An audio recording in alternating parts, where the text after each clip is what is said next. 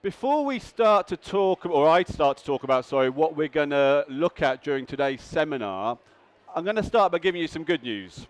So the good news is, assuming you're all related to the L&D industry, which I think is a fairly safe assumption, that you now exist in an industry that globally is worth $140 million and is growing year on year. So that's fantastic. The second piece of good news is that according to a study by Deloitte earlier this year, digital learning in a human capital management study was now ranked number 2 in terms of importance for CEOs and heads of HR. They really want to invest in their workforce and they see digital learning as a way of doing that. So that's fantastic. The business is growing, we've got a higher visibility within the business. The bad news, and this is very British to give you bad news as well, is that for the majority of you, your current learning infrastructure in terms of your platform and your content probably isn't going to help you deliver against this new digital learning mandate. And that's what we're going to look at today. We're going to look at what we're calling the consumerization of learning. So my name's Mike Byrne. I'm director for Netex in the UK. We're an international learning technologies company headquartered in Spain, offices in UK and Mexico and India. But we'll come on to what Netex do a little bit later on in the presentation. Now, this for me will be my 5th year of talking at learning technology events. This is my first summer forum, but I do a lot of the main ones in the winter. And I think for me, I'm genuinely excited. I'm always excited to come and talk to people, but I'm genuinely excited today to deliver this presentation because I think we're entering into a really exciting time for learning technologies within the workplace. And many might say a transformational time as well, and hopefully I can start to put across why that is during the course of this seminar today. Broadly speaking, I'm going to look at 3 areas. I'm going to try and set the scene and look at the changing times that we're living in, and really looking at how technology is impacting on our consumer lives and our working lives. I'm going to then move on to see how that's affecting our learner needs and the type of solutions we should be delivering for our learners. And then the last piece, probably the most exciting piece, so do bear with me, is when we look at the consumerization of learning. So we're going to look at how these technologies that are fundamentally grown up in the consumer space are starting to filter into the workplace now, and how that can really lead to much more engaging and impactful learning solutions. And I'm going to look at the rise of the learning app and learning experience platforms. Just very quickly, if you are interested in what we look at, we've got a blog site, i-lovelearning.com. I've created a series of blogs leading up to the event looking at this piece, so take a look at that as well. Now, because it's a lunchtime session, I want to try to make sure you're engaged and you're listening and we're participating. So I'm going to ask a quick question here, and I want a show of hands. What is the average length that you can focus on in the workplace on a specific task without being distracted? And we've got more than 15 minutes, less than 5 minutes, and less than a minute. So who thinks they can concentrate for more than 15 minutes nowadays? A couple of you. Who thinks it's less than 5 minutes? Who thinks it's less than a minute? Okay, so we're hedging our bets in the middle there with less than 5 minutes. And I may be playing devil's advocate here to make a point a little bit, but some studies have shown, I know there are other studies out there, that our average attention span now is 8 seconds. And your average goldfish, if there is an average goldfish, is 9 seconds. Now that might start to make sense when you think about how many external variables there are in your average goldfish tank versus the variables that you and I are exposed to on a day-to-day basis, then that probably starts to make sense a little bit more. And one of the main drivers behind this are these devices here. Now if you're anything like me, you probably have to physically remove your mobile phone from your person nowadays when you sit down to watch a TV program that you're interested in. There's too much. You really want to keep looking at this, what's happening on WhatsApp, what's on Twitter. I have to physically remove it to be able to concentrate on this program for an hour. And that's really what we're talking about in the workplace now. Now, we think at Netex that mobile is the key strategy driver, this shift to mobility. And when I talk about mobile technologies within a learning aspect, I'm not talking about responsive HTML5 courses We've been there, we've done that. They've been there for 5 years. They're a staple part of our diet now. What we're talking about is how mobile is transforming our lives. Now, if we look at this from a consumer space, if you want to book a taxi, you use Uber. If you want to order some food, use your favorite takeaway app. You want to check your finances, you use your banking app. We are used to using these apps at multiple points during the day in our consumer lives. So the seismic shift, we think, isn't that we've got these mobile 5, HTML5 ready courses now. It's that we've got access to content anytime we want it, at any given point in time. And that's really what we need to think about now. So much so that there's been this new phrase that's being bandied about, this concept of learning experiences. So being able to deliver content at the point of need as and when it's required. And that's what we think is really exciting at Netex at the moment. Now, before we get into this next slide, and we're going to spend some time on this because I think this is really interesting, I'm going to ask another question now. We've only been going 6-7 minutes, so we'll see what the answer is. But since I've been speaking, who has sent a tweet out on their mobile phone? Okay. And if it's a positive tweet about me, that's allowed. That's no problem. Continue to tweet away. Who's checked their email since I started speaking? One person in the back. That's no. Oh, two. And thank you for your honesty. If anybody's checked Facebook, I'll be really disappointed. But emails we can get away with. But what I'm trying to get to here, that's not necessarily my fault that I'm a less an engaging speaker, if that's what you think. It's because of the era that we're living in at the moment. Now, this is really interesting. I'd really encourage you to go and take a look at these pages. It's called Think with Google. And Google are trying to look at how mobile and how technology is affecting our day-to-day lives. And a lot of what they've done is around the consumerization piece. Unfortunately, you can't see it at the moment because of Martin's. A lot of what they've done is around the consumer aspect. And I think there's lots and lots of similarities now to be taken between consumer and learning. We're almost becoming internal marketeers and internal communication experts now within L&D, and I think that's interesting. But what Think with Google has shown, since the advent of the smartphone, and how long has the smartphone been around now? 6-7 years? They're showing that we as human beings have gone from this period of deep attention, where we are able to focus on a single task for an extended period of time, to hyper-attention, where we're living in the moment. We don't live our days so much anymore in years, in days, in hours, but we live in moment, and we access content in the moments, and we access content as and when we need it. So if you were checking your emails, that's not my fault. Your brain is just programmed to work that way nowadays. But this really, I think, is really interesting from an L&D perspective, because if we look at the ability to draw up content now, and I think this is probably the first example of the movement of consumerized technology into the learning space, and that's with YouTube. These studies by Think with Google have shown now that 67% of us have used a YouTube video to solve a productivity issue.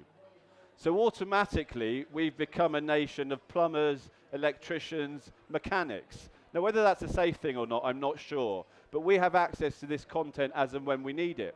And then if we take that another step, if we look at Google, so if you double tap Google on your app on your smartphone and look at what your last searches were, mine this morning was, what is a split digraph? Now, the worrying thing was, this was my 5-year-old son homework, and I didn't know the answer. But I was able to recall the answer at the point of need. Now, that gets us into the arguments of whether this is performance support or pure play learning, and we need to differentiate between macro learning and micro learning. But I think we're really moving into an exciting period now within the learning space.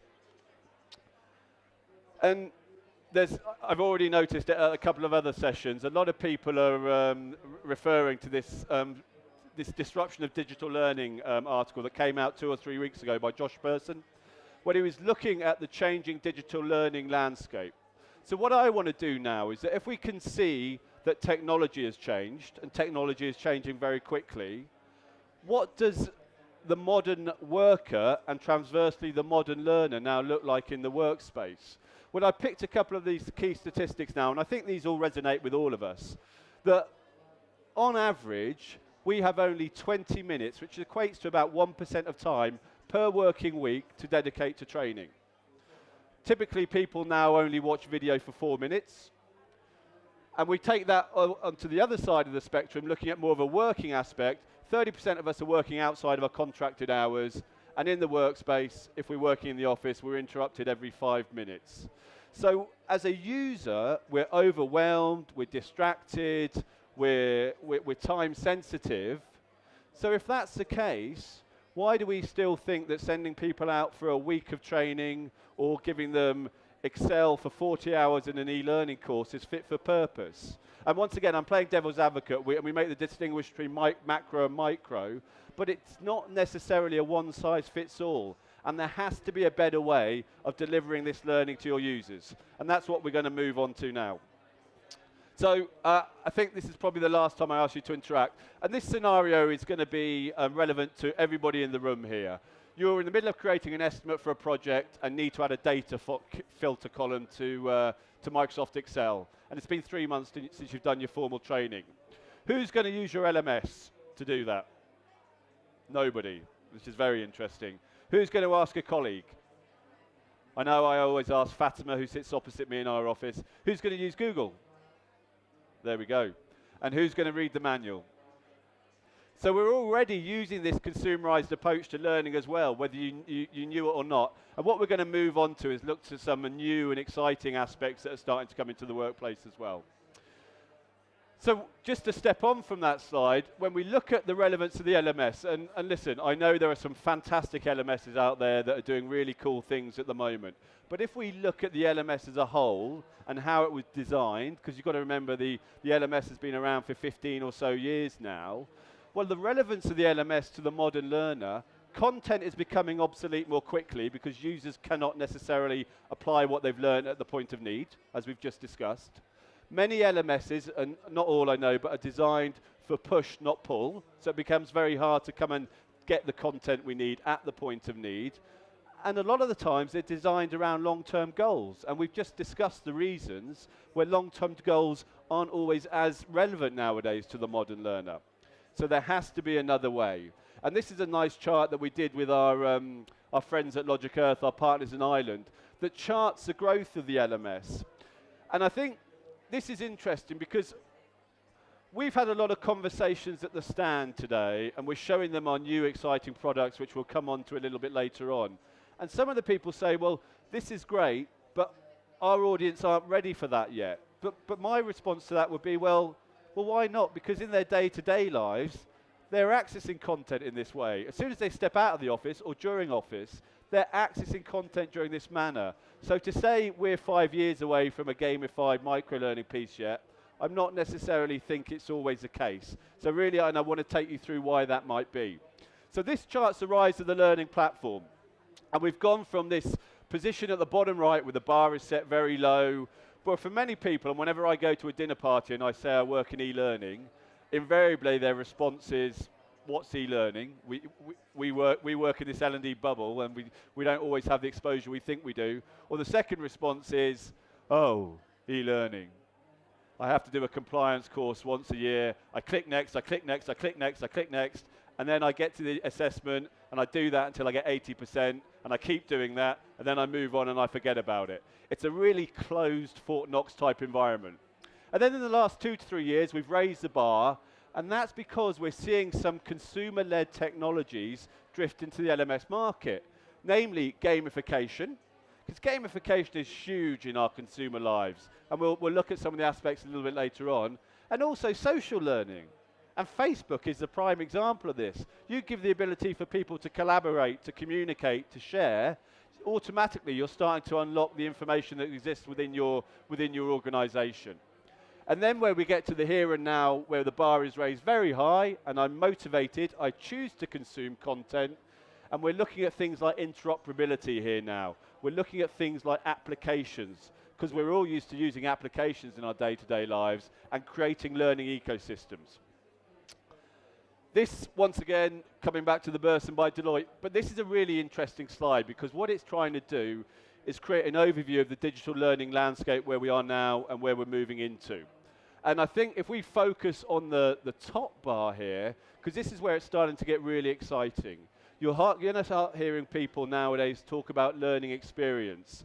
There's some great providers in the US, like Pathfinder, like Degree, doing this. Fuse are doing lots of stuff in the UK as well. So what we're trying is we're aggregating content, we're curating content, and we're making it available to people as and when they need it. We're then moving over on the right-hand side to micro-learning platforms, and we talk about this ability of spaced content, of gamified content, and really looking at user engagement levels and how we can keep them coming back to the content time and time again. Now, when this came out, this article, Netex's product manager, Jose Martin, went through the roof, because if we start to look at where Netex are operating in this sphere, then we've been starting to look at this top bar for the past 18 months or so with Learning Cloud, our ecosystem that we're coming onto. But when we now, I think what's really interesting is we go on to start to look at the consumerization of learning and look at some of the more innovative areas that I think are starting to creep into the learning technologies landscape. So I've spoken about the definition of consumerization. Effectively, all it is saying that technologies that started off that affected us in our consumer lives coming into the workspace. And the first one we're going to look at is what we call the rise of the learning app. Now, Netex as a company is interesting for many ways, but one of the ways is that we operate in the corporate space, but also the edtech space, so the use of technologies in schools, in classrooms, in universities, in colleges. And what we've seen is that innovation and technologies have grown at different rates in corporate and edtech, and we're able to offer now hybrid solutions that are taking the best of both worlds. So I think really where edtech stole a march on corporate learning was around this sense of interoperability, the ability to get systems to talk to each other, to create scalability and growth within your software as well. And the other was around the use of learning analytics as well. Now let's take this back to our consumer lives. I thought these studies were really interesting. It's from a study that was released earlier this year. On average in the UK, we use apps for over 2 hours a day. Now that figure might be skewed by the teenagers in your household, but that's a long time to be using applications on a day-to-day. And I found this one even more staggering. We use on average 30 different mobile apps a month. When you start to think about your banking, your fitness, your productivity, your social, then it all probably starts to add up. Now what we're doing within Netex, within our platform sense, and this is a screenshot of Learning Cloud, is that we've taken an application-based approach because this resonates with learners from their day-to-day lives. And we're trying to give them a comparable experience when they need to access content to perform better within the workspace. And what we also do is we talk about this analogy that it's very much like your TV at home now. And much way with your TV at home, you can choose the packages that you have. So you might want the movies pack, you might want the kids pack or the sports pack. With Learning Cloud, you can choose the pack you want. And you can create personalized learning channels based on what the needs are of specific users within your organization. So one example is we work with a retailer, and they have decided that everybody that works in the stores on the high street, they don't want to give them the LMS, they want maximum engagement, so they're giving them the micro-learning gamified application in there. Because if you're working in this shop on a Saturday and Sunday, do you want to go down the traditional corporate LMS route? But all the people in the head office that are doing the more macro-learning objectives also get access to the LMS as well. But the interesting thing about this is that you can use Netex channels, or you can also add third-party applications within there. And we're doing this, and I did say I wasn't going to show your hands again, by introducing a new technology standard. So who has come across the technology standard LTI? A few. So LTI stands for Learning Tools Interoperability.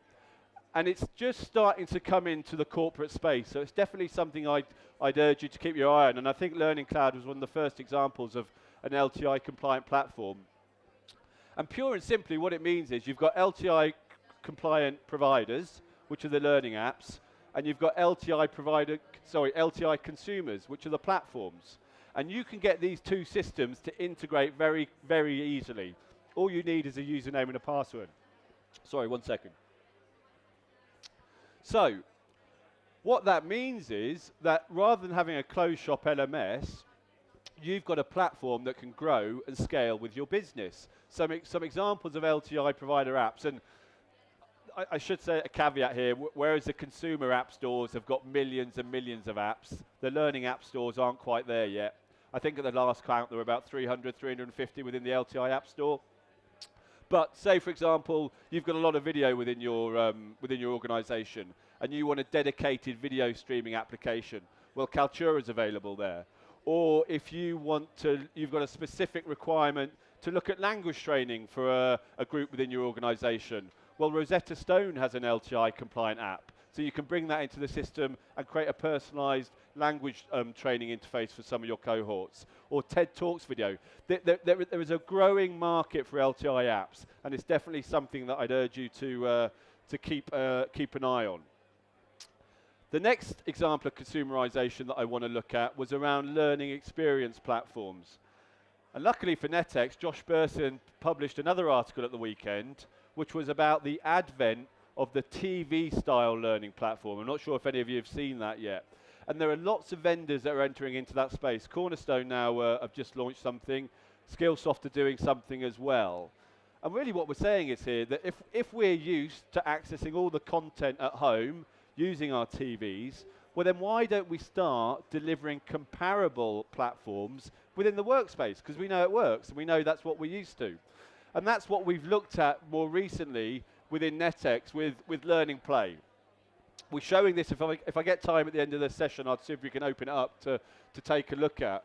But what we're saying here is that it really is a learning app that doesn't necessarily have to look like a learning app. You're going to have lots of vendors out there, if not now, over the course of 2017 and 2018, talking about a Netflix or a YouTube type experience. So you can see here within Learning Play, we have the ability to flick.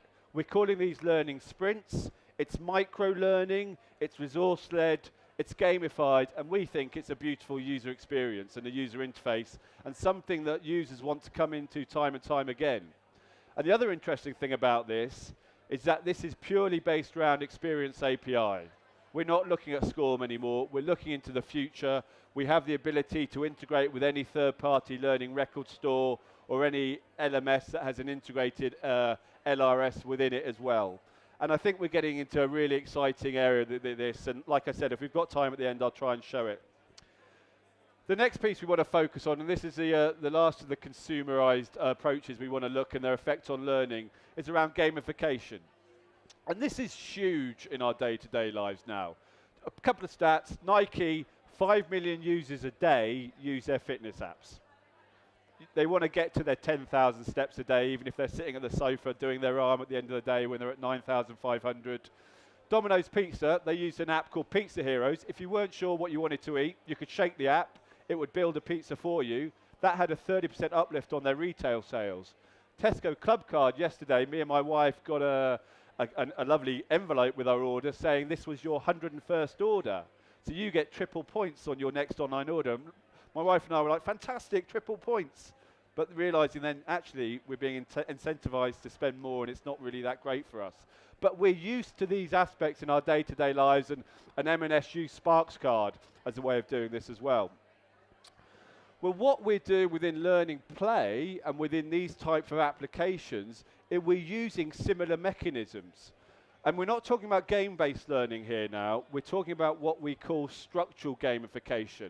So if this pointer works, you can just see it here. We have a game bar. So at any given point, I know exactly how I'm progressing through this piece of micro-learning, and we're giving real-time feedback back to the learner. We're using a concept called space learning, which has been shown to be really beneficial. So I'm showing learners what learning sprints are coming next, but we're also launching this summer, which I think is really exciting, a follow-up to this, based around the Ebbinghaus curve and retention of knowledge, the ability to send up follow-up quizzes that are automated. Now, based on how your learner does in the quiz, they'll either go up the leaderboard and they'll feel this sense of reward, Or if they've not done so well, the application will take them back to the learning resource where they didn't display the required knowledge. And that's all done with the learning analytics piece underpinning that. We're also talking about mastery, and Pathfinder's doing this really well in the US. I'd encourage you to take a look at that. So we're trying to look at how our people are evolving within the organization and how they're developing, and we're able to set these mastery scores which show what they're doing as a whole across the platform and not just on specific pieces of content. We're doing badges. We've linked this with the Mozilla Open badges, so you can show this on your LinkedIn profile. And the last one, which I think is interesting, is that you can actually attach physical rewards. So if you're top of the leaderboard at the end of the month, coming later this year, you'll be able to link this to the Amazon rewards scheme and send out your employees a £100 gift voucher if you so wish.